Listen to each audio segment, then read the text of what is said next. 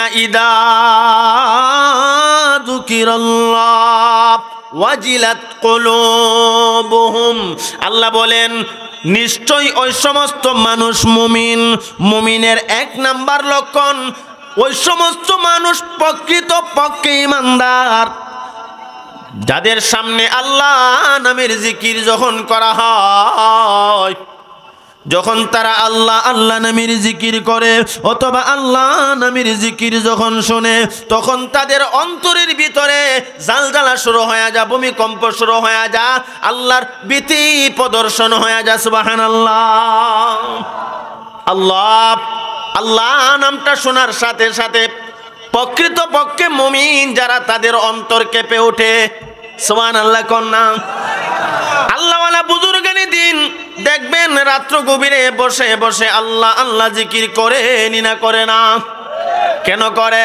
তারা জানে সত্যিকার অর্থে মুমিন যারা হবে, তারা যখন আল্লাহ আল্লাহ নামের জিকির করবে, তাদের অন্তরের ভিতরে যে গুনার ময়লাগুলো আছে, এই ময়লাগুলো পরিষ্কার হবে, আর আল্লাহ পাক তাদের প্রতি খুশি হয়ে যাবে। সুবহানাল্লাহ। আল্লাহ নামের জিকির করলে আল্লাহ খুশি না বেজার? আওয়াজ দিয়া কন্যা। যারা সন্তানের বাবা আছেন ভালো করে বুঝবেন, আপনার সন্তান যদি মধু মাখা কণ্ঠে আব্বু আব্বু বলে ডাকে, তখন আপনার ভালো লাগেনি? ভালো লাগে না? আমার সন্তান যদি আমারে বারবার আব্বু আব্বু বইলা ডাকে, তখন আমার ভালো লাগে। 3 দিন হয়েছে আজকে সফরে বের হয়েছি বাবা, ওই নরসিংদী থেকে জুমা পড়ায় রওনা দিলাম, কিন্তু সন্তানের সাথে কথা বলবার পরে মনে চাই, কিন্তু কেমনে বলবো, এরপরে ফোন দিয়া বলি, কিন্তু সন্তান যখন মোবাইলে কানে বলে আব্বু আব্বু, অন্তরের মধ্যে যেন ভালো লাগে, শান্তি লাগে।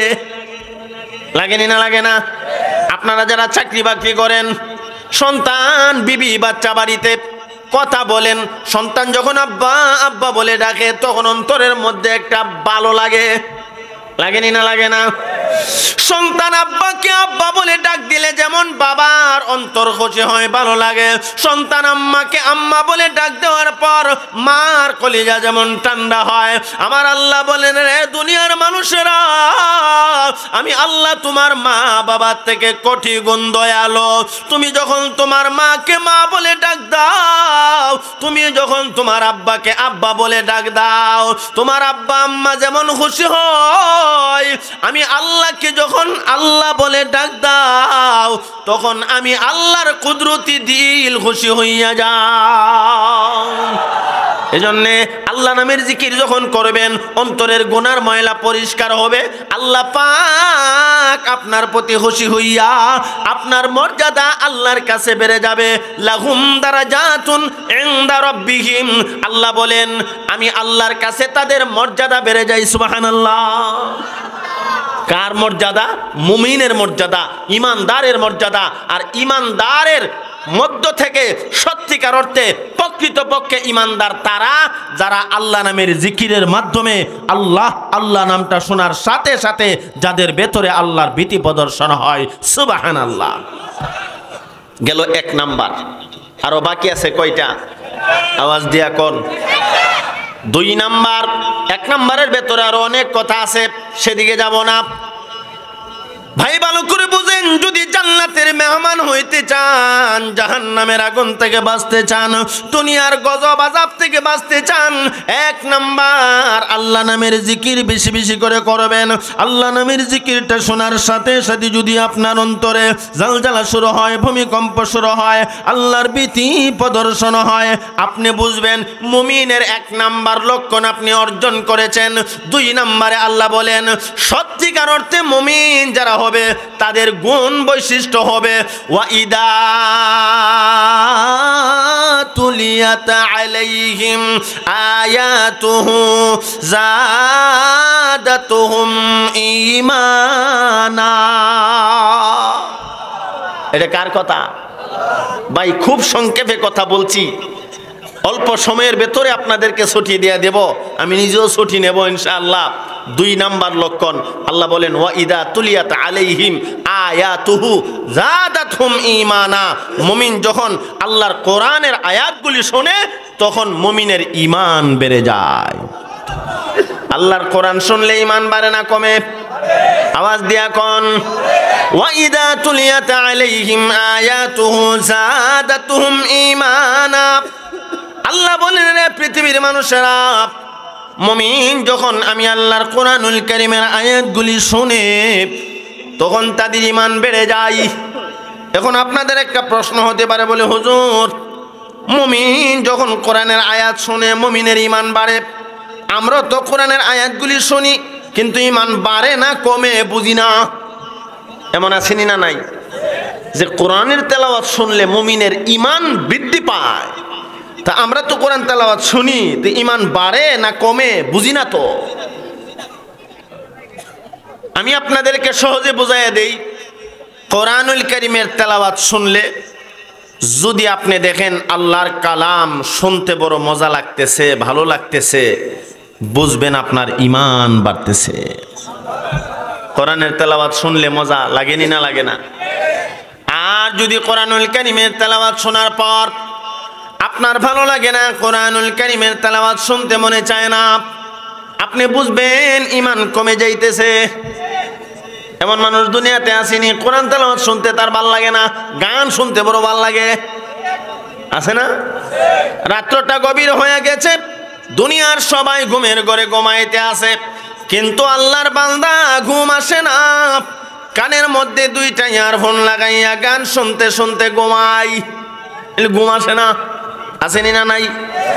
না রে ভাই না, অন্তরের কান লাগাইয়া কথাগুলি শোনো যুবক ভাই, মুরব্বী বাবা, এ আমার পর্দার আলের মা, আজকে রাত্র গভীরে ইয়ারফোন কানে লাগাইয়া গান শুনতে শুনতে তুমি ঘুমাও। এই মুহূর্তে যদি মালাকুল মউত আজরাইল তোমার সামনে চলে আসে, অবস্থাটা কি হবে? তুমি গান শুনতেছো আর ঘুমাইতেছো, আজরাইল তো আসার কোনো টাইম নাই, যে কোনো সময় আসতে পারে। আল্লাহ কখন হুকুম করে ফেলে, তুমি যে গান শুনতেছো এই অবস্থায় আজরাইল যদি চলে আসে তোমার অবস্থাটা কি হবে? তুমি ঘুমে ধরে না, আল্লাহর কোরআন শুনতে শুনতে ঘুমাও। আর আল্লাহর কোরআন শুনলে যদি মজা লাগে বুঝবেন ঈমান বাড়তেছে। সুবহানাল্লাহ। কোরআন এমন এক জিন্দা মুজিজা, যে কোরআনের তেলাওয়াত শুনলে মানুষের। এই আবু জেহেল নবীজি সাল্লাল্লাহু আলাইহি ওয়াসাল্লামের দুশমন ছিল না ছিল না? ছিল। আবু জেহেল নবীজির দুশমনি করেছেন, আর আবু জেহেলের ছেলে হযরতে ইকরামা রাদিয়াল্লাহু তাআলা আনহু নবীজির হাতে ধরে কালিমা পড়ে মুসলমান হয়ে গেছে। কেন মুসলমান হলো? কারণ আসেনি না নাই? আমি কি কারণটা বলবো? আবু জেহেল বেঈমান, আবু জেহেলের ছেলে নবীজির হাতে ধরে কালিমা পড়ে মুসলমান হলেন। কেন? কারণ আছেনি না নাই? আল্লামা তকি উসমানী দামাত বারকাতুহুম ওনার রিসালাতে আনছেন, আবু জেহেল নবীজিকে জাদুকর বলেন, বাটপার বলেন, ধোঁকাবাজ বলেন। গভীর মনোযোগ অন্তরের কান লাগাইয়া কথাগুলি শুনো রে যুবক। আবু জেহেল নবীজিকে বাটপার বলে, জাদুকর বলে। আবু জেহেলের ছেলে একদিন জাদুকর দেখার জন্য, পাগল দেখার জন্য নবীজির দরবারে গেলেন। আবু জেহেলের ছেলে কোথায় গেছে? আওয়াজ দিয়া কোন, আরো জোরে বলেন। আবু জেহেল বেঈমান, কাফের, নবীর দুশমন। আবু জেহেলের ছেলে নবীজি সাল্লাল্লাহু আলাইহি ওয়াসাল্লামের কাছে গেলেন। কেন গেলেন? আবু জেহেলের ছেলে এই কথা মনে মনে ভাবে, আমার আব্বা আবু জেহেল নবীজিকে পাগল বলে, জাদুঘর বলে। পাগলটা কেমন, জাদুঘর কেমন, একটু দেখে আসি। সুবহানাল্লাহ কোন না? আরো জোরে কোন সুবহানাল্লাহ। আবু জেহেলের ছেলে নবীজি সাল্লাল্লাহু আলাইহি ওয়াসাল্লামের দরবারে গেলেন। গিয়ে দেখে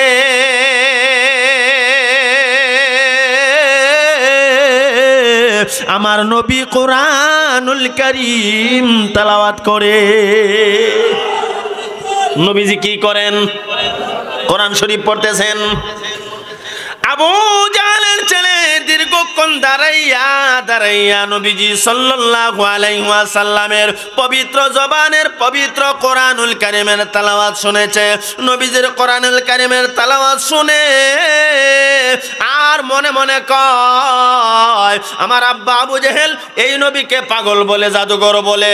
না গো না, এই নবী কোনো দিন পাগল হতে পারে না, জাদুঘর হতে পারে না।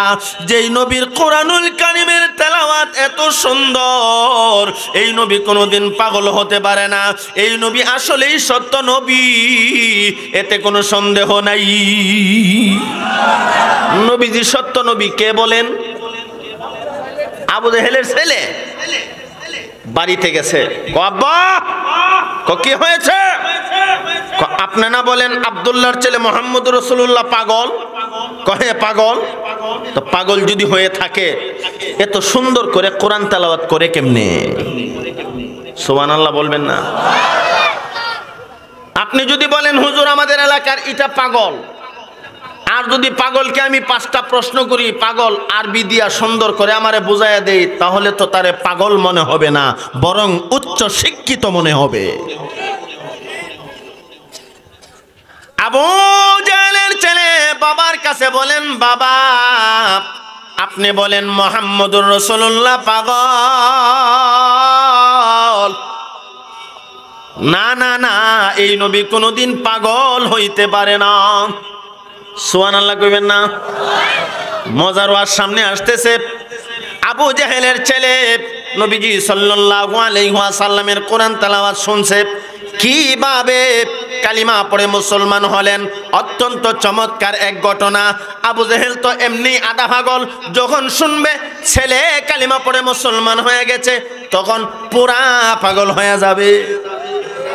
এমনি তো আবু জেহেল আধা পাগল, কথা ঠিক না? ও ঠিক।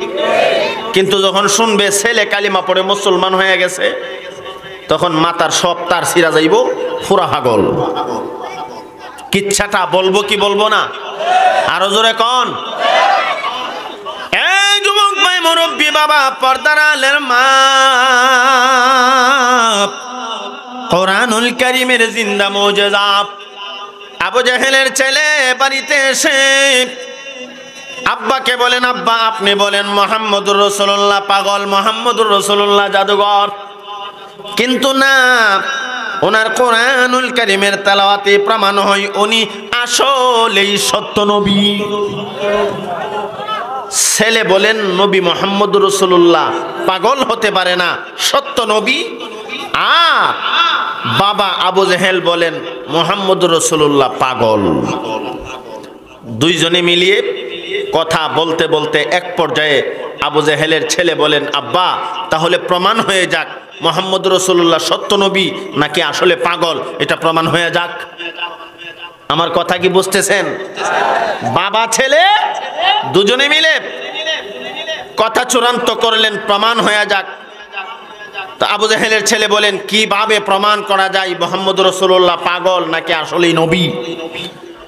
আবু জেহেল কতক্ষণ চিন্তা করে বলেন, পাইছি। বলে কি পাইছেন? তুমি মুহাম্মদুর রাসূলুল্লাহর কাছে যাইবা, গিয়ে বলবা ওই যে দেখা যায় একটা দরিয়া, নদী, নদীর ওই পারে অনেকগুলি পাথর আছে। মুহাম্মদ যদি একটা পাথরকে ডাক দেয় আর পাথরটা যদি মুহাম্মদের ডাক শুই না নদী পার হয়ে এই পারে চলে আসে, তাহলে মুহাম্মদুর রাসূলুল্লাহ সত্য নবী। আরো জোরে বলতে পারলেন না? জোরে শুনে কোন সুবহানাল্লাহ। আবু জেহেল কি বলছেন? মুহাম্মদুর রাসূলুল্লাহ পাথরকে ডাক দিলে পাথরটা যদি তার ডাক শুই না নদী পার হইয়া ওই পার থেকে এই পারে চলে আসে, তাহলে সত্য নবী। আবু জেহেলের ছেলে কো, আব্বা এতদিন ভাবতাম আপনি পাগল, কিন্তু আপনি যে এত বড় পাগল এই জিনিসটা আমি ভাবছি না। কথা কি বুঝতে পারছেন? আপনি পাগল ভাবতাম, কিন্তু এত বড় পাগল এই কথাটা আমি ভাবতাম না। কি হয়েছে? মানুষ পাথরকে ডাক দিলে পাথর কি মানুষের ডাক শুনে? আওয়াজ দিয়া কন না, আরো জোরে কন। এখন আমি মুসাফির মানুষ, বহু দূর থেকে আসছি, যমুনা নদীর এই পারে বৈশা যদি আপনাদের সবাইরে নিয়ে ডাকি, যমুনার ওই পার থেকে নৌকাকে ডাকি, নৌকা তুমি আমাদেরকে পার করো, নৌকা কি মনে করেন আসবে? আবু জাহলের ছেলে নবীজি সাল্লাল্লাহু আলাইহি ওয়াসাল্লাম সত্য নবী প্রমাণ করতে চায়, আর আবু জাহেল কয় নবী মুহাম্মদুর রাসূলুল্লাহ সাল্লাল্লাহু আলাইহি ওয়াসাল্লাম নাকি পাগল জাদুঘর। এই জন্য বলে দিলেন তুমি যাও, যদি মুহাম্মদুর রাসূলুল্লাহ পাথরকে ডাক দিলে পাথর মুহাম্মদের ডাক শুই না এই পারে আসে, তাহলে মনে করবা সত্য নবী। আবু জাহেলের ছেলে বলেন আব্বা এটা তো কোনো ভালো মানুষের কথা হতে পারে না, মানুষ যদি পাথরকে ডাক দেয় পাথর তো মানুষের ডাক শুনে না। আবু জাহেল কয় যদি নবী সত্য হয় তাহলে পাথরে মুহাম্মদ নবীর ডাক শুনবে। এই কথাটা আবু জাহেল সত্য বলেছে। নবী যদি সত্য হয় পাথরে ডাক দিলে, নবীজি পাথরকে ডাক দিলে ডাক পাথর শুনবে কি শুনবে না? আওয়াজ দিয়া কর না, শুনবে। আমার ভাই আবু জাহেলের ছেলে বলেন আব্বা আমি যাব, মুহাম্মদুর রাসূলুল্লাহ যদি পাথরকে ডাক দেওয়ার পর পাথর দরিয়া পাড়ি দিয়া এই পারে চলে আসে, আমি কিন্তু কালিমা পড়ে মুসলমান হয়ে যাব। আগে শক্তি কইরা নেই, শক্তি হলো যদি মুহাম্মদুর রাসূলুল্লাহ পাথরকে ডাক দেওয়ার পর পাথর ওই পার থেকে এই পারে চলে আসে, আমি কিন্তু কালিমা পড়ে মুসলমান হয়ে যাব। আর জোরে কন্যা সুবহানাল্লাহ। আবু জাহলের ছেলে সর্বোপরি চুক্তি করে নবীজির দরবারে চলে গেলেন, সালাম দিয়া বলতে শুরু করলেন ইয়া রাসূলুল্লাহ ইয়া হাবিবাল্লাহ, ওগো আল্লাহর পয়গম্বর আমি আবু জাহলের ছেলে এসেছি আপনাকে পরীক্ষা করবার জন্য। ও নবীজি আপনি সত্য নবী নাকি মিথ্যা নবী, আপনি কি পাগল, আপনি কি জাদুঘর নাকি ভালো, এটা বুঝবার জন্য আপনাকে পরীক্ষা করতে চায়। এই যে নদী দেখা যায়, দরিয়া দেখা যায়, ওই নদীর ওই পারে অনেকগুলি পাথর দেখা যায়, আপনি একটা পাথরকে ডাক দিবেন, আর এই পাথরটা যদি আপনার ডাক শুনে না ওই পার থেকে এই পারে চলে আসে, আমি মনে করব আপনি সত্য নবী, আমি কালিমা পড়ে মুসলমান হয়ে যাব। নবীজি সাল্লাল্লাহু আলাইহি সাল্লাম বলেন রে আবু জাহেলের ছেলে, যদি পাথরকে ডাক দেওয়ার পর পাথর চলে আসে, তুমি বলতেছো কালিমা পড়বা মুসলমান হয়ে যাইবা, তবে পাথর আসার পর তুমি নিয়ে আবার আমাকে জাদুঘর বলো, আবার নিয়ে আমার জাদুঘর কো, কারণ তোমার আব্বা আবু জাহেল আমাকে বহুবার জাদুঘর বলেছে, বাটফার বলেছে। আবু জাহেল বলছে কি বলে নাই? আবু জাহেল গর্ত বানাইছে আমরা নবীরে মেরে ফেলার জন্য, নাউজুবিল্লাহ বলবেন না। এই গর্তের ভিতরে নিজেই পড়ে গেছে, লম্বা ওয়াকিয়া, সেদিকে যাচ্ছি না। আবু জাহেল গর্তের ভিতরে পড়ে গেলেন।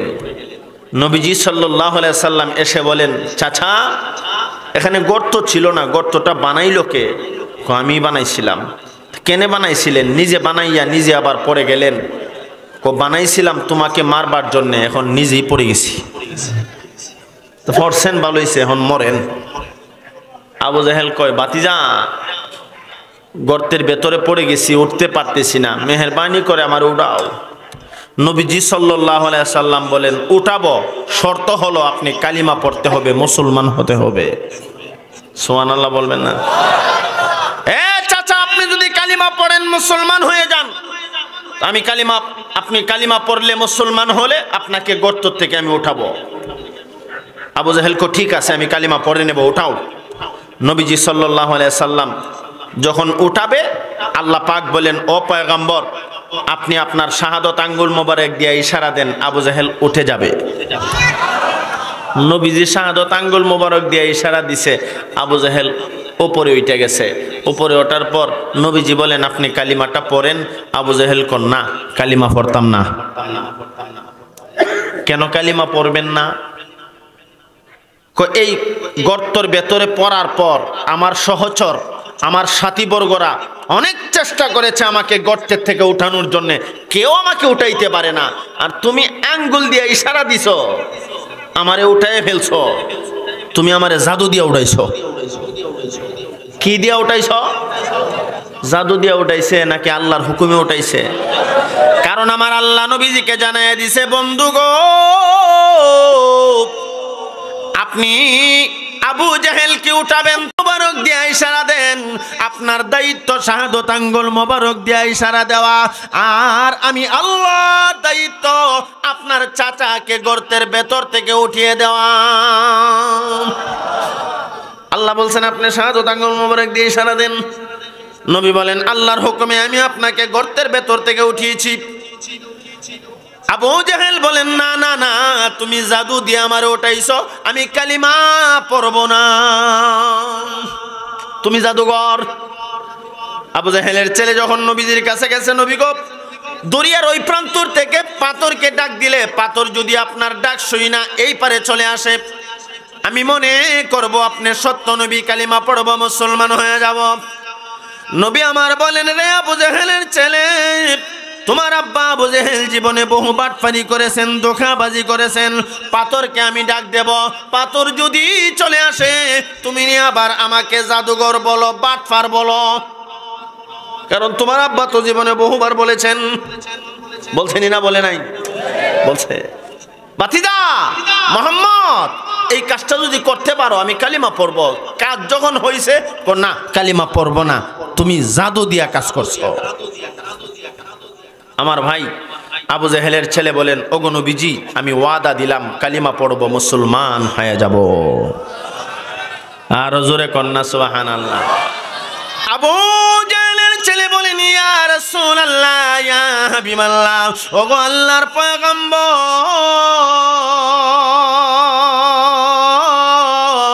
আমি ওয়াদা দিলাম কালিমা পড়ব, মুসলমান হয়ে যাব।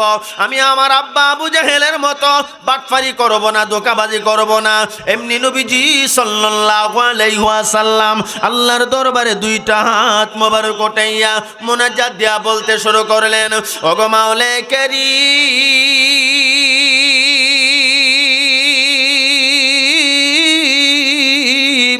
ও দয়াময় আল্লাহ, আবু জাহেলের ছেলে কালিমা পড়বে, মুসলমান হয়ে যাবে, তবে পাথরটা যদি ওই পার থেকে এই পারে চলে আসে। আমার আল্লাহ নবীজির মোনাজাত কবুল করে নিলেন। জিবরাইল আমিনকে ডাক দিয়া জানায়া দিলেন, ওরে জিবরাইল,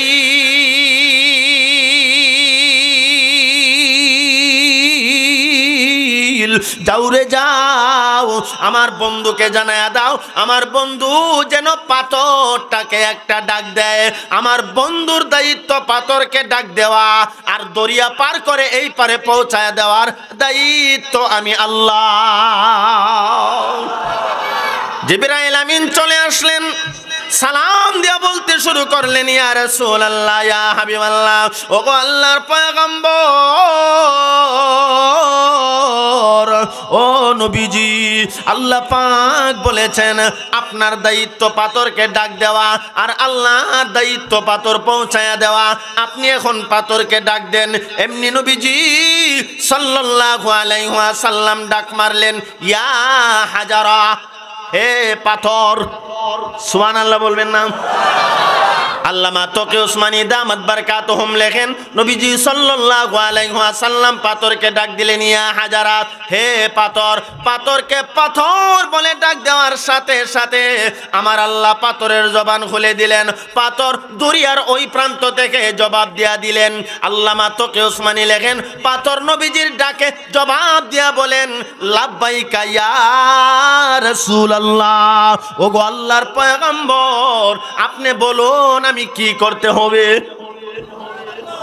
নবীজি ডাক দিছে, ইয়া হাজারা, হে পাথর। আর পাথরের জবান আল্লাহ খুলে দিছে। পাথর বলেন, লাব্বাইকা ইয়া রাসূলুল্লাহ, ওগো নবীজি আপনি বলেন আমি কি করতে হবে, আমি তো আপনার হুকুম পালন করার জন্য রেডি। সুবহানাল্লাহ। নবীজি সাল্লাল্লাহু আলাইহি সাল্লাম বলেন, আবু জাহেলের ছেলে বলতেছে, তুমি যদি ওই পার থেকে এই পারে চলে আসো, সে নাকি কালিমা পড়বে, মুসলমান হয়ে যাবে। সুবহানাল্লাহ বলুন না, আরো জোরে কোন। নবীজি সাল্লাল্লাহু আলাইহি ওয়াসাল্লাম এই কথা বলার সাথে সাথে পাথরটা নিজের গন্তব্যস্থান ছেড়ে দিয়া পানির উপরে ভাসতে শুরু করেছেন। পাথরটা ভাসমান, ভাসতেছে আর এই পারের দিকে আসতেছে। সুবহানাল্লাহ। বলে আস্তে আস্তে আসে না, আল্লামা তকি উসমানী লেখেন স্পিড বোট বা নৌকার মতো এত স্পিডে আসতেছে, পাথর খুব স্পিডে আসতেছে। আর পাথর স্লোগান দিচ্ছে। কি স্লোগান? পাথর বলতেছে আশহাদু আল্লাহ ইলাহা ইল্লাল্লাহু ওয়া আশহাদু আন্না মুহাম্মাদান আবদুহু ওয়া রাসূলুহু। পাথর নদী পার হইয়া আসে পানির উপরে দিয়া না নিচে দিয়া? আওয়াজ দিয়া কোন, আর জোরে। উপরে দিয়া তো আসতেছেন। পাথরের স্বভাব কি পানির উপরে দিয়া বাসা নাকি পানির নিচে চলে যাওয়া? আবু জাহেলের ছেলে তাকে দেখে জীবনে কত আশ্চর্য ঘটনা দেখলাম, কিন্তু পাথর পানির ওপরে ভাসমান, পাথর পানির ওপরে দিয়া ভাসতে পারে এমন আশ্চর্য ঘটনা কোনোদিন দেখি নাই। আহারে পাথর দিয়ে দেখা যায় আসতেছে আর আসতেছে তো আসতেছে। পাথর বলতেছেন আশহাদু আল্লাহ ইলাহা ইল্লাল্লাহু ওয়া আশহাদু আন্না মুহাম্মাদান আবদুহু ওয়া রাসূলুহু। নবীজি সাল্লাল্লাহু আলাইহি ওয়াসাল্লাম যে সত্য নবী এর বহির প্রকাশ ঘটাইয়া এই স্লোগান দিয়া দিয়া আসতেছেন। সুবহানাল্লাহ। আস্তে আস্তে একবারে যখন এই পারে চলে আসছেন, আবু জাহেলের ছেলে বলেন এখন তো ভাব বেশি ভালো না। ভাব ভালো না? কি ভালো না? আবু জাহেলের ছেলে ভাবতেছে নবীজি যদি বলেন এ পাথর, আবু জাহেল জীবনে আমারে বহু কষ্ট দিছে, তুমি পাথর আবু জাহেলের ছেলের মাথাটার মধ্যে একটা ঢিল মারো। পাথর যদি আবু জাহেলের ছেলের মাথার মধ্যে একটা ঢিল মারে, মাথা থাকবো না সেপটা হয়ে যাবো গা? ভাবতাছে অবস্থা বেশি ভালো না। যেই পাথর পানির উপরে দিয়া বাসে, এটা যদি মাটির উপরে দিয়া আইসা আমার কেল্লার মধ্যে একটা মারে ছপ কইরা, তা আমি শেষ। সুবহানাল্লাহ কন্যা। আল্লামা তকি উসমানী দামাত বারাকাতুহুম লেখেন আবু জাহেলের ছেলে আর সহ্য হয়ে গেছে। তাকায় দেখে পাথর যেন কথা বলে মানুষের মতো কথা। আমার নবীজির সামনে পাথর দাঁড়ায় গেছে। ওগো নবীজি, আমি পাথর হাজির হয়ে গেলাম, আপনি বলেন আমি কি করতে হবে? আমাদের নবী সরকারে দু আলম নবী মুহাম্মদুর রাসূলুল্লাহ সাল্লাল্লাহু আলাইহি ওয়াসাল্লাম বলেন পাথর আবু জাহেলের ছেলে আমি নবীকে চিনতে পারলো না, আমি নবী সত্য নবী নাকি বন্ড নবী বোঝায়া দাও। এমনি পাথরটা আবু জাহেলের ছেলেকে লক্ষ্য করে বলেন আবু জাহেলের ছেলে, তোমার আব্বা আবু জাহেল যদিও নবীজিকে চিনতে পারে না, তুমি কিন্তু চিনতে ভুল করবে না। আমি পাথর সাক্ষী দিয়া দিলাম এই নবী কোনোদিন পাগল হতে পারে না, এই নবী কোনোদিন জাগদর হতে পারে না, এই নবী কোনোদিন বন্ড নবী হতে পারে না। আমি পাথর সাক্ষী দিয়া দিলাম নবী মুহাম্মদুর রাসূলুল্লাহ সাল্লাল্লাহু আলাইহি ওয়াসাল্লাম সত্য নবী। আর একটা মুহূর্ত দেরি করবে না, যাও যাও যাও নবীজির কদম মোবারকে পড়িয়া কালিমা পড়ে মুসলমান হয়ে যাও। আবু জাহেলের ছেলে একটা দূর মেরে আমাদের নবীজির কদম মোবারকে পড়ে গেলেন। কান্না জড়িত কণ্ঠে বলেন নবী গো, আমি ভুল করেছি, অন্যায় করেছি, অপরাধ করেছি, আর একটা মুহূর্ত দেরি না, এই মুহূর্তে আপনি আমারে কালিমা পড়ায়া মুসলমান বানায়া দিন। ও নবীজি, আমি আর দেরি করতে চাই না। এমনি নবীজি সাল্লাল্লাহু আলাইহি ওয়াসাল্লাম আবু জাহেলের ছেলেকে কালিমা পড়াইয়া মুসলমান বানায়া দিল। নবীজি আবু জাহেলের ছেলেকে পড়াইয়া দিলেন লা ইলাহা ইল্লাল্লাহু মুহাম্মাদুর রাসূলুল্লাহ সাল্লাল্লাহু আলাইহি ওয়াসাল্লাম কালিমা পড়াইয়া মুসলমান বানায়া দিলেন। নতুন একটা নাম রাখলেন, এখন থেকে তোমার নাম হযরতে ইকরামা রাদিয়াল্লাহু তাআলা আনহু। সুবহানাল্লাহ বলেন। রে তোমার নাম এখন থেকে হযরত ইকরামা, তুমি এখন থেকে আমার সাহাবী। ইকরামা রাদিয়াল্লাহু তাআলা আনহু কান্না করে আর বলেন, ইয়া রাসূলুল্লাহ, ইয়া হাবিবাল্লাহ, ওগো আল্লাহর পয়গম্বর, আপনি ভাবতেছেন পাথর এসেছে এই জন্য আমি কালিমা পড়েছি। নবীজি বলেন, হ, তুমি না বললা পাথর আসলে কালিমা পড়বা, মুসলমান হয়ে যাইবা? আবু জেহেলের ছেলে বলেন, না গো নবী না, পাথর এসেছে এই জন্য আমি কালিমা পড়েছি। এটা আসল ঘটনা নয়, আসল আরেকটা ঘটনা আছে। সুবহানাল্লাহ বলবেন না? ইয়া রাসূলুল্লাহ, ইয়া হাবিবাল্লাহ, ওগো আল্লাহর পয়গম্বর, আমি যে কালিমা পড়লাম, মুসলমান হইলাম, এর পিছনে একটা কারণ আছে। আর সেই কারণটা হলো আমার আব্বা আবু জেহেল আপনাকে জাদুঘর বলে, পাগল বলে। আমি পাগল দেখার জন্য গেলাম। আমি পাগল দেখতে গিয়ে দেখি আপনি বসে বসে পবিত্র কোরআনুল কারীমের তেলাওয়াত করতেছেন। আপনার শ্রুতি মধুর কণ্ঠের কোরআনুল কারীমের তেলাওয়াত আমার কাছে এত ভালো লেগেছে, এত মজা লেগেছে, আমি সিদ্ধান্ত নিয়েছি যে নবী এত সুন্দর করে কোরআনুল কারীম তেলাওয়াত করতে পারে গো, এই নবী কোনোদিন বন্ড নবী হতে পারে না, এই নবী কোনোদিন পাগল হতে পারে না, এই নবী কোনোদিন জাদুঘর হতে পারে না, উনি আসলেই সত্য নবী। ওগো নবীজি, আমি যে কালিমা পড়েছি, মুসলমান হয়েছি, একমাত্র কারণ হলো আপনার পবিত্র জবানের পবিত্র কোরআনুল কারীমের তেলাওয়াত। ওয়া ইদা তুলিয়াত আলাইহিম আয়াতুহু যাদাতুহুম ঈমানা। আল্লাহ বলেন, মুমিনের ঈমান বাড়ে। কখন বাড়ে? যখন আল্লাহর পবিত্র কালামের তেলাওয়াত শুনে, তখন ঈমান বাড়ে, না বাড়ে না? আওয়াজ দিয়া কোন?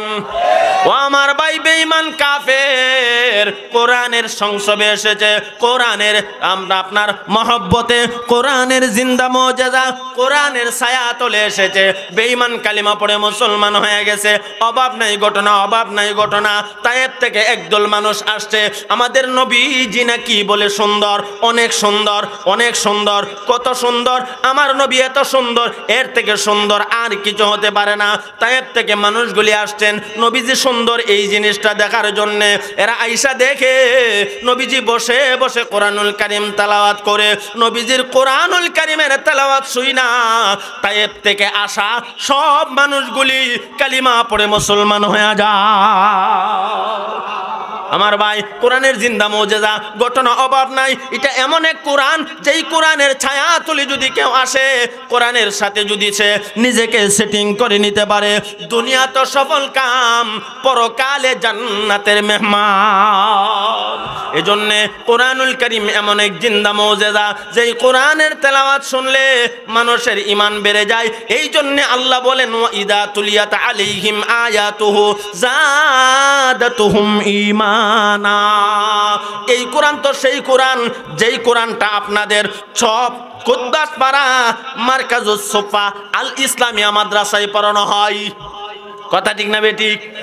এই যে দুইজন ছাত্রকে পাগড়ি দেওয়া হইল, এরা তো আল্লাহর পবিত্র কালাম 30টা পারা তাদের সিনার মধ্যে জায়গা করে নিছে। আর জায়গা করে নেওয়াতে লাভ হইছে না লস হইছে? শুধু এই বাচ্চাগুলিরই লাভ হয় নাই, আপনারা যারা এই মাদ্রাসার সাথে সম্পর্ক করেছেন আপনাদেরও লাভ আসেনি না নাই? বাচ্চাগুলি কোরআনে হাফেজ হয়েছে, তাদেরও লাভ। আপনারা যারা সহযোগিতা করেছেন, দান খয়রাত করেছেন, মাদ্রাসার সাথে সুসম্পর্ক করেছেন, যারা জায়গা দিয়া, টাকা পয়সা দিয়া, শ্রম দিয়া এই মাদ্রাসা প্রতিষ্ঠিত করেছেন, আপনাদেরও লাভ আছে না নাই? কি লাভ? একটা লাভের কথা কইয়া ওয়াজটা শেষ করে দেই। একটা লাভের কথা বলেই শেষ করে দেব।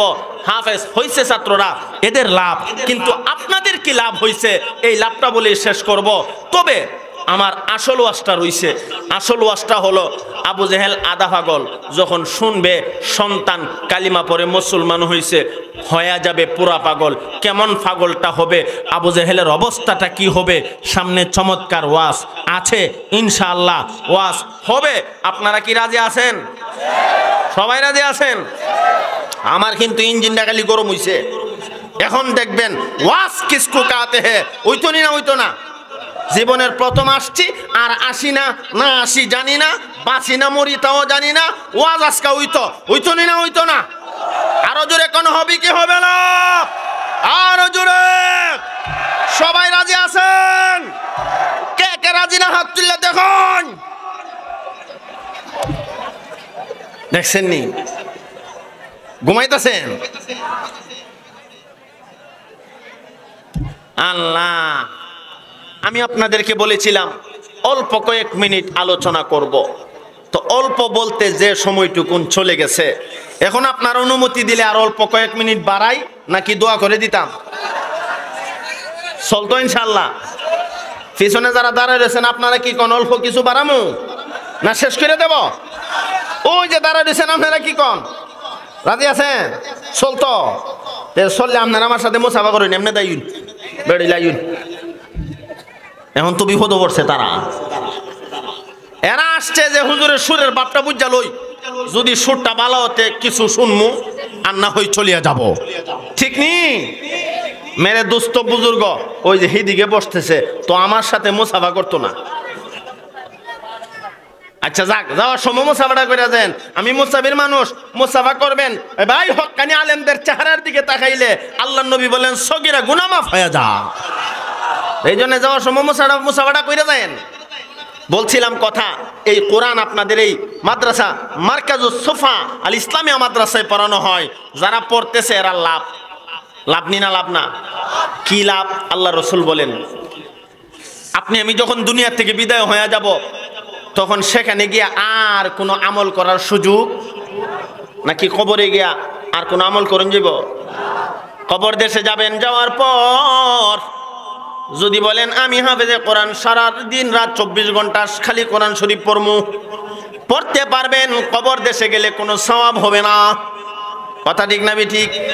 আল্লাহ রাসূল সাল্লাল্লাহু আলাইহি ওয়াসাল্লাম বলেন উম্মতের দল, তোমরা যখন কবরে যাইবা, কবরে যাওয়ার পর নিজে কোনো আমল করতে পারবা না, সমস্ত আমলের দরজা বন্ধ। বন্ধ না? কিন্তু 7 প্রকারের আমল যদি দুনিয়ার জমিনে চালু করে যেতে পারো, তুমি কবরে শুয়া শুয়া এই সদকা জারিয়ার সওয়াব পাইবা। আমার ভাই, আমরা সবাই মুমিন, কথা ঠিক না ও ঠিক? মুমিন আমরা। আল্লাহ রাসূল বলেন ইন্না মিম্মা ইয়ালহাকুল মুমিনা মিন আমালিহি ওয়া হাসানাতিহি বাদা মাউতিহি। মুমিন যখন দুনিয়া থেকে বিদায় হয়ে যা, মুমিনের সমস্ত আমল বন্ধ হয়ে যা, সে আর নিজে কোনো আমল করতে পারে না। তবে কিছু সদকা জারিয়া আছে, সে কবরে চলে গেলেও তার কবরে সওয়াব যাইতে থাকে। এটাকে আমার কথা না, নবী বলেছেন। وقال النبي صلى الله عليه وسلم إن عن أبي هريرة رضي الله تعالى عنه قال قال رسول الله صلى الله عليه وسلم إن مما يلحق المؤمن من عمله وحسناته بعد موته علما علمه ونشره। আল্লাহ রাসূল সাল্লাল্লাহু আলাইহি ওয়াসাল্লাম বলেন, মুমিন যখন দুনিয়া থেকে বিদায় হয়ে যা, মুমিনের নিজে আর কোনো নেক আমল করতে পারে না, সমস্ত নেক আমলের দরজা বন্ধ। তবে সে যদি দুনিয়ার জমিনে একটা কাজ করতে পারে, সেই কাজটা হলো ইলমান আল্লামাহু ওয়া নাশারা। আল্লাহ রাসূল বলেন, সে যদি দুনিয়ার জমিনে ইলম শিখতে পারে, অপরকে শিখাইতে পারে, ইলমের প্রচার প্রসার করতে পারে, এই ইলমের প্রচার প্রসার করলে পরে তার কবরে সদকা জারিয়ার সওয়াব যাইতে থাকবে। সুবহানাল্লাহ। এই ইলম দ্বারা, ইলমান আল্লামাহু ওয়া নাশারার ব্যাখ্যাতে পড়েছি, এই ইলম দ্বারা আল্লাহর কোরআনের ইলমকে বুঝাইছেন। সুবহানাল্লাহ। যারা কোরআন শিখছে, অপরকে শিখাইছে, এরা যখন কবরে যাবে, এই সদকা জারিয়ার সওয়াব তার কবরে পৌঁছে যাবে। সুবহানাল্লাহ। এখন প্রশ্ন বলে, হুজুর আমরা তো নিজেও কোরআন শিখছি না, অপরকে শিক্ষাও দিছি না, তা আমরা কি লাভ? ইলমান আল্লামাহু ওয়া নাশারা, এর ব্যাখ্যাতে এসেছে আপনি কোরআন শিখতে পারেন নাই, আপনি অপরকে শিক্ষা দিতে পারেন নাই, তবে যেই প্রতিষ্ঠানগুলোতে কোরআন শিক্ষা দেওয়া হয়, কোরআনের প্রতিষ্ঠানগুলো, কোরআন শিক্ষা দেওয়ার মার্কাজগুলোতে যদি আপনি সহযোগিতা করেন, আপনি কবরে শোয়া শোয়া এই ছোট ছোট বাচ্চারা কোরআন পড়বে আর সদকা জারিয়ার সওয়াব আপনার কবরে পৌঁছে যাবে। তাহলে মাদ্রাসায় যারা আমাদের আজকের এই মার্কাজুস সুফা আল ইসলামিয়া মাদ্রাসায় যারা জায়গা দিছে, টাকা পয়সা দিছে, শ্রম দিছে, বর্তমানে যারা কমিটিতে আছে, আপনারা যারা সহযোগিতা করতেছেন, সকলের আমল নামাই এই সদকা জারিয়া কিয়ামত পর্যন্ত চালু থাকবে ইনশাআল্লাহ। এই জন্য মাদ্রাসায় যদি আপনি খেদমত করেন, যেন আপনি কোরআনের খেদমত করলেন। সুবহানাল্লাহ। নবী বলেন, আমি নবীকে তোমরা পাইবা না, এ দুনিয়ার উম্মতের দল, আমি নবীর তোমরা পাইবা না। আমি নবী দুনিয়া থেকে বিদায় হওয়ার পর নায়েবে নবী ওয়ারাসাতুল আম্বিয়া উলামায়ে কেরামকে পাইবা, এদের সাথে মুসাফা করবা আর মনে মনে ভাববা আমি নবীর সাথে মুসাফা করছো। বলে এদের দাম এত কেন? যেই কোরআন লৌহে মাহফুজে ছিল, এখনো আছে, এই লৌহে মাহফুজের কোরআন আল্লাহ পাক রব্বুল আলামিন জিবরাইলের মাধ্যমে নবীজি সাল্লাল্লাহু আলাইহি ওয়াসাল্লামের সিনাতে দিয়েছেন। নবীজির সিনা থেকে সিনা বসিনা ক্রমান্বয়ে আস্তে আস্তে আপনাদের এই মাদ্রাসা পর্যন্ত এই কোরআন দুইটা ছাত্রকে পাগড়ি দেওয়া হলো, এদের সিনার ভিতরে আল্লাহ ঢুকাইয়া দিছে। সুবহানাল্লাহ বলবেন না? এই বাচ্চাগুলি আলেম হবে, আশপাশে উলামায়ে কেরাম আছে, মাদ্রাসার উস্তাদগণ আছেন। এ ভাই, উলামায়ে কেরামের মর্যাদা এত বেশি কেন? আল্লাহ রাসূল বলেন, ইলম কোরআন যাদের সিনার ভিতরে, তাদের মর্যাদা আল্লাহ পাক বাড়ায়া দিবেন। কত বাড়ায়া দিবেন? নবী বলেন, তাদের সাথে সালাম করবা, তাদের সাথে মুসাফা করবা, আর নিজে নিজে মনে মনে ভাববা আমি নবীর সাথে মুসাফা করেছো। সুবহানাল্লাহ। নবীর তো আর পাইবেন না, আলেমের সাথে মুসাফা করবেন আর মনে মনে ভাবতে হবে নবীর সাথে মুসাফা করছি। আলেমকে সালাম দিবেন, মনে মনে ভাবতে হবে নবীকে সালাম দিছি। আলেমকে সম্মান করবেন, মনে মনে ভাবতে হবে নবীকে সম্মান করছেন। আর আলেমকে আপনি বিভিন্নভাবে কটূক্তি করবেন, আলেমের বদনাম করবেন, আলেমের সাথে দুশ্মনী করবেন, মনে মনে ভাবতে হবে নবীর সাথে দুশ্মনী করেছেন। এই জন্য উলামায়ে কেরাম যেখানে, আমরা আছি সেখানে ইনশাআল্লাহ। কথা ঠিক না বেঠে? কেন ভাই? আলেমদের এত দাম যাদের ভেতরে আল্লাহর কোরআন। জোরে কোন সুবহানাল্লাহ। আমার ছোট একটা ভাই হাফেজে কোরআন, আমার ছোট হাফেজ আলেম মুফতি। তা আমি একদিন দেখি আব্বা, আমার ছোট ভাইটার নাম নুরুজ্জামান আশরাফি, তার নাম ধরে ডাকে না, ডাকতেছে হাফিজ সাহেব, ও হাফিজ সাহেব। তা আমি আব্বারে জিজ্ঞাসা, আব্বা নুরুজ্জামানের নাম ধরে ডাকেন না, হাফিজ সাহেব ডাকেন কেন? কুমা তুমি মৌলবি মানুষ, অতটুকু বুঝো না? তার ভিতরে আল্লাহর কোরআন, যার সিনাতে আল্লাহর কোরআন, তার নাম ধরে আমি ডাকা, এটা কেমন কথা? সুবহানাল্লাহ বলবেন না? সন্তানের সিনার ভিতরে যদি কোরআন এর ইলম জায়গা করে নিতে পারে, এই সন্তানের মর্যাদা বাবার কাছেও বেড়ে যায়। কথা ঠিক না বেশি? এই জন্য কোরআন এমন এক জিন্দা মুজিজা। কোরআনের সংসবে আসবো, নিজে কোরআন শিখবো, অপরকে শিখাইবো। যদি পারছি না, যারা কোরআন শিখছে তাদের সাথে সম্পর্ক করব, তাদের সাথে বন্ধুত্ব স্থাপন করব। আল্লাহ তৌফিক দান করুন। সবাই বলি আমিন। আরো জোরে বলেন আমিন। ইলমান আল্লামাহু ওয়া নাশারার আরেকটা ব্যাখ্যা আমি পড়েছি। আপনি মাদ্রাসার ছোট ছোট বাচ্চাদেরকে রোজী রাখছেন, অথবা এতিম বাচ্চাদেরকে খাবারের জন্য ব্যবস্থা করে দিছেন। এই এতিম বাচ্চারা আপনার ঘরে খাইয়া অথবা আপনার দেওয়ার টাকার চাউল খাইয়া কোরআন তেলাওয়াত করছে, কোরআন পড়ছে, আল্লাহ পাক এর সওয়াবের একটা অংশ আপনার আমল নামায় পৌঁছায়া দিবে। এই জন্য ভাই, ইলমের প্রচার প্রসার আমাদেরকে ভিন্ন সিস্টেমে করতে হবে। আল্লাহ তৌফিক দান করুন। সবাই বলি আমিন। আরো জোরে বলুন আমিন। 2 নাম্বার, ওয়ালাদান সালিহান তারাকা।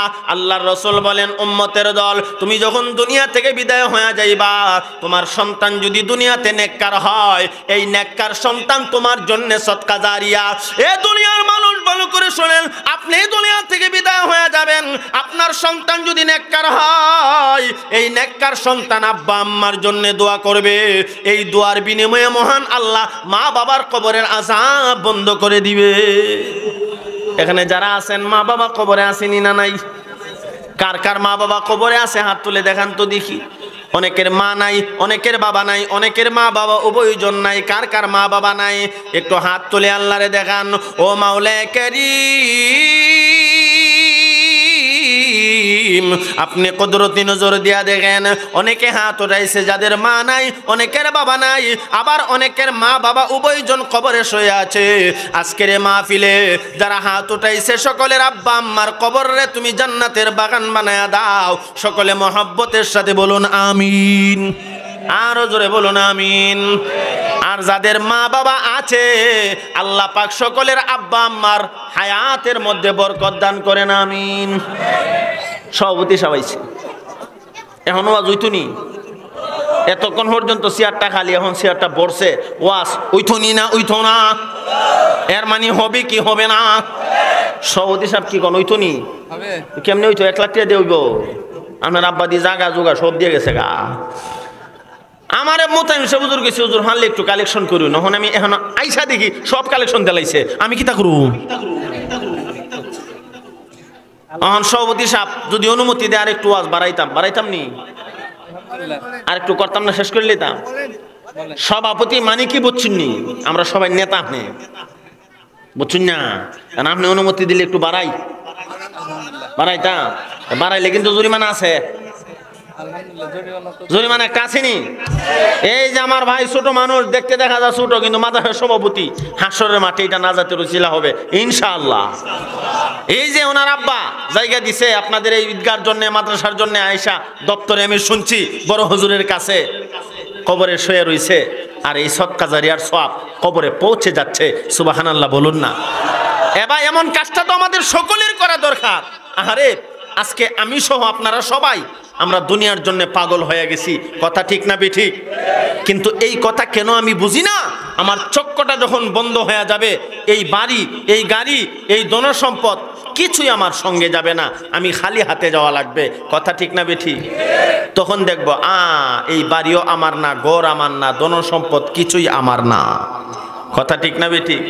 আওয়াজ দিয়া কন না। এ যুবক ভাই, মুরব্বী বাবা, মনে কষ্ট নিয়েন না, বোঝাবার জন্য বলছি কথা।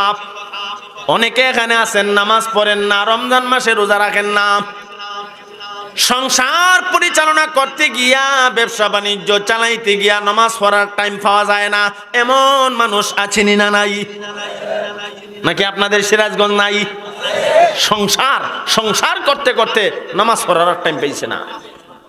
কবরে যখন যাবে তখন হায় আফসোস বলতে থাকবে, আল্লাহ গো